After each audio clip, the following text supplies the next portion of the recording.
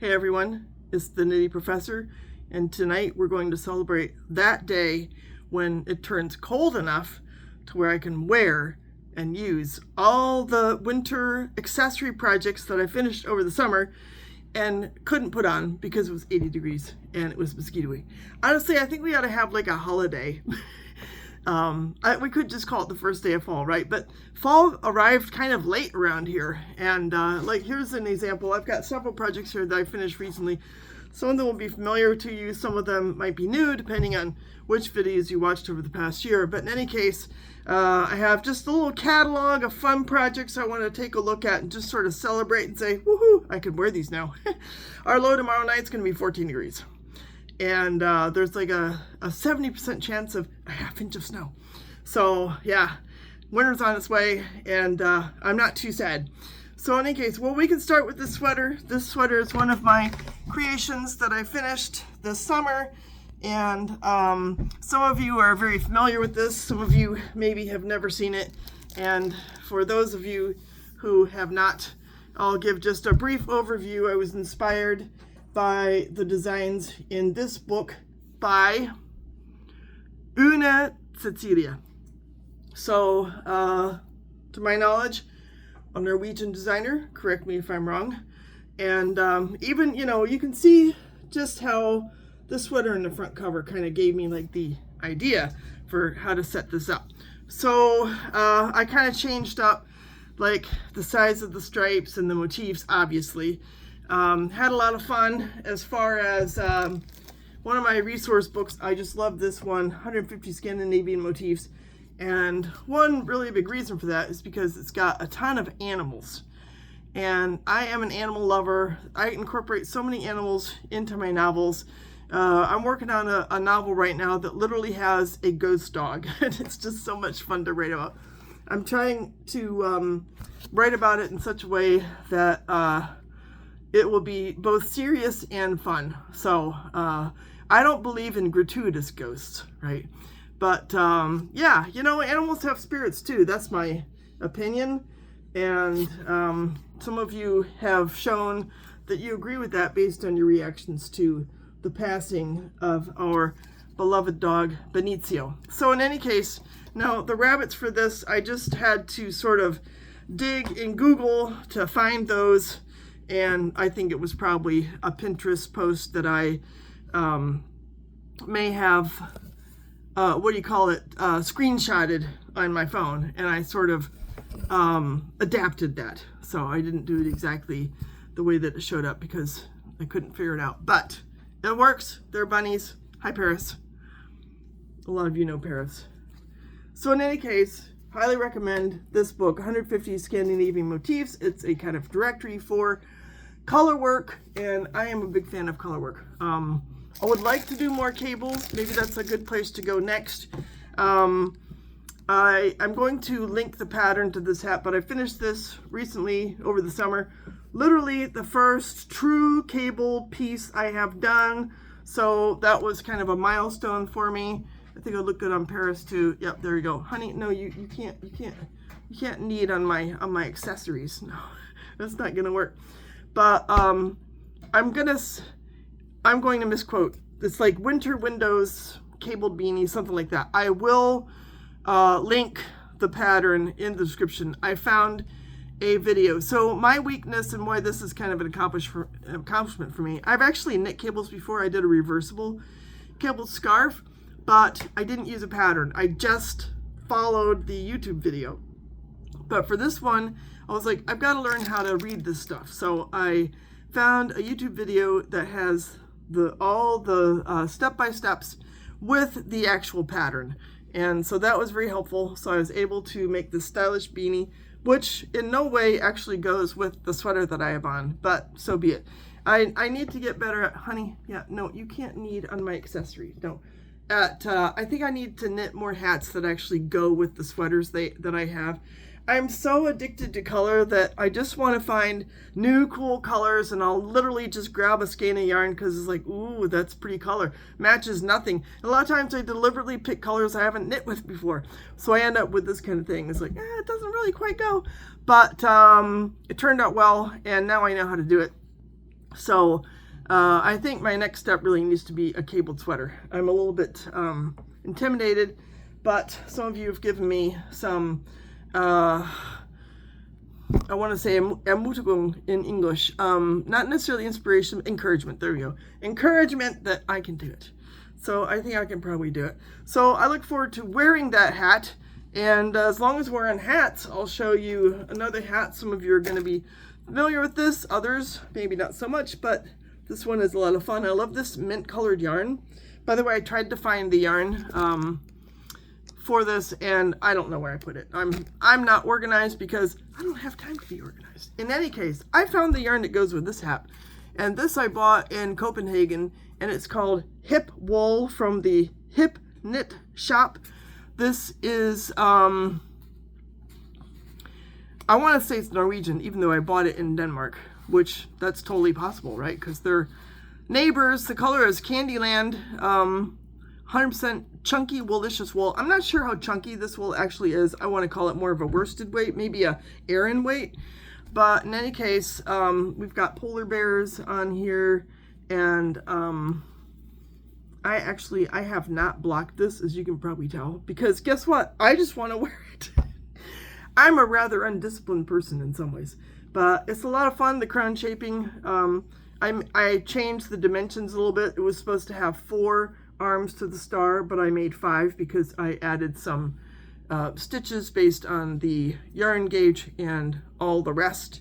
But if memory serves, hopefully I have the right book out. This pattern comes from the Knit Scene, a magazine which I miss very much, and boy, I wish they would come back into existence, because they had so many fun patterns. Loved picking up every issue. So here is the original, and I changed a few things on it, but then you can see the little snowflake on it. And you can find this in Ravelry if you want. I can link it in the description. It's called the Barely There Cap, the Barely There Cap. So again, color work. And I was so inspired when I knit this hat that I found some similar orange yarn that I'd picked up at Stephen B a while back. And I'm knitting different motifs, but it's basically the same idea with a very simple ribbed band going around the bottom, and then the color work, and then the ribs on the top. And another hat that I did, I've just about got this pattern memorized, so frankly I can't remember. It's in a book somewhere. I might try to look it up for you, but it's kind of an old pattern. But it's just a regular beanie with your 2x2 rib, and I always go up to about, depending on whether I want to fold the brim or not, I'll go to about like 7.5 inches. I find that's a good height for me, because in the winters that we have here, I really need to cover my ears fairly snugly. And it's just, kind of traditional crown shaping there in sort of a spiral.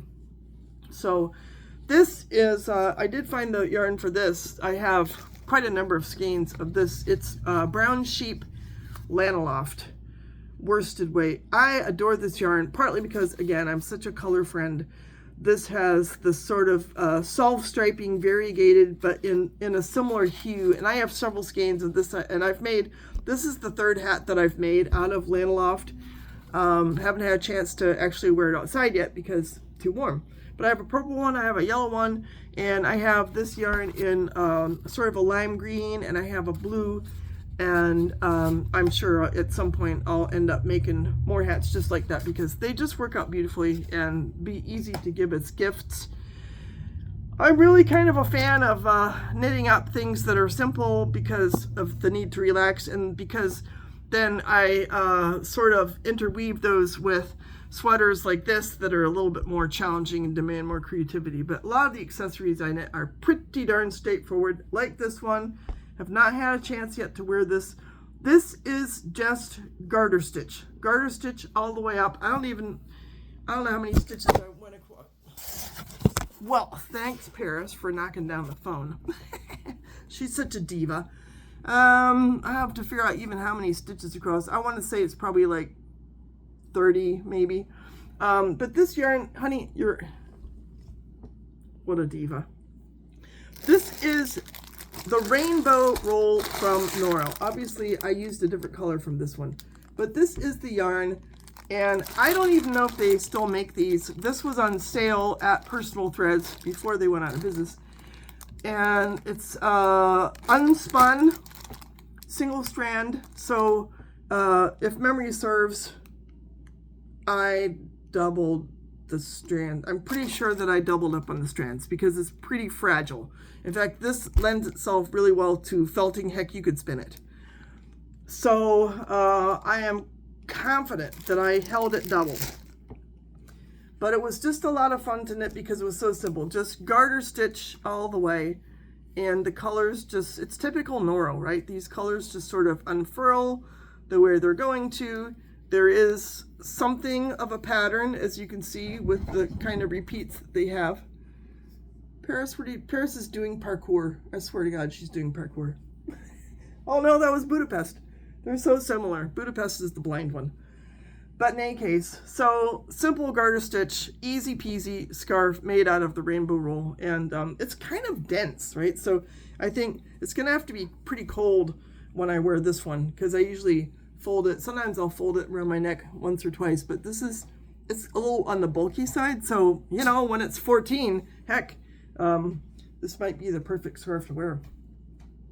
Another scarf that I made, this looks, some of you are going to remember this, it looks way more complicated than it is, but this is literally a 2x2 rib stitch on a big needle. I'm going to say I probably used a 10, I could have used an 11, with this yarn that is very, has weights that range from probably sport to jumbo, with those big huge little balls, big balls, the big poofs that are in it. And this is from the fiber genie. I literally used every speck of the yarn. I had 2 small skeins. I want to say they were probably what we say like 50-gram skeins. I think they were even not necessarily a standard weight, but she called them one-offs, and they're 50% merino, 50% alpaca, hand dyed. But these colors are to die for. And this, hey, my God, don't play with my stuff.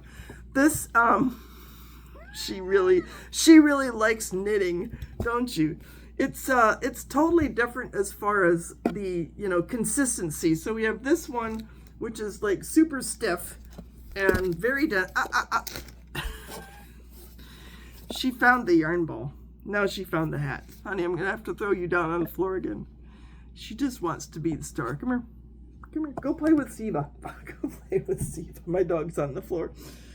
And I usually go with 4 feet. So this is going to be very easy to wrap around. You know, it's just, it squishes. It squishes.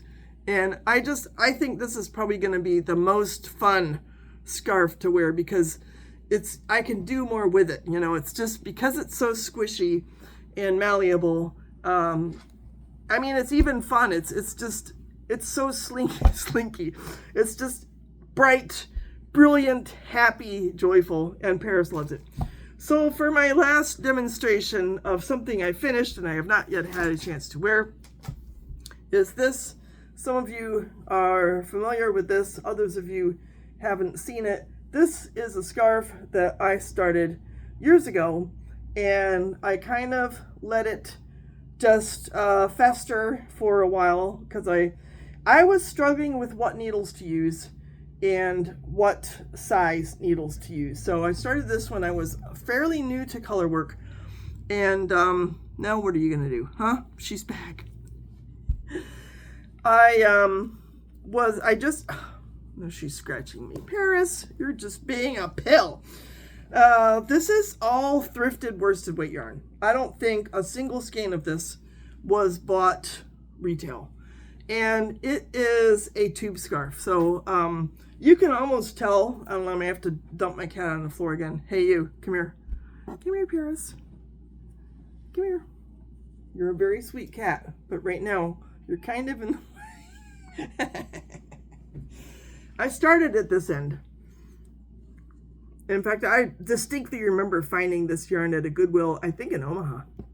And you can tell I struggled with getting the gauge because it's what do you call it? Buckled, or it's got like pleats in there. And then this next one, I must have used a smaller needle because literally you can tell it's like less wide. And then finally, when I got to the green square, I finally figured out that I need to use my circulars like DPNs. I was trying to do it on a circular needle, and that's where I was running into difficulty because I just couldn't get the length of the needle to match how many stitches were on there, so that I wasn't either just like pulling the stitches across or they were so crowded. So I just used 3 circular needles like DPNs, and then everything worked out well, honey. And I did block this one, so it looks pretty good. In fact, I think it looks great. I should take it to the fair. You can't wear it. No, you can't wear it, kitty. You're gonna knock the phone over again. As far as where did it's not like strictly speaking a pattern, but I used this book, Colorwork Creations by Susan Anderson Freed, and I have used this book for other, like I literally made very similar to this tulio for my son, and he loves it. That I made with sock yarn or fingering weight yarn. But as far as this scarf, it's all worsted weight. And just to give you an idea, so she's got these mittens, right? So you can tell that's the griffin and that is the griffin, right? So I just took the dimensions on these mitten patterns, and I have 1 square on each side, so it's the same on both sides.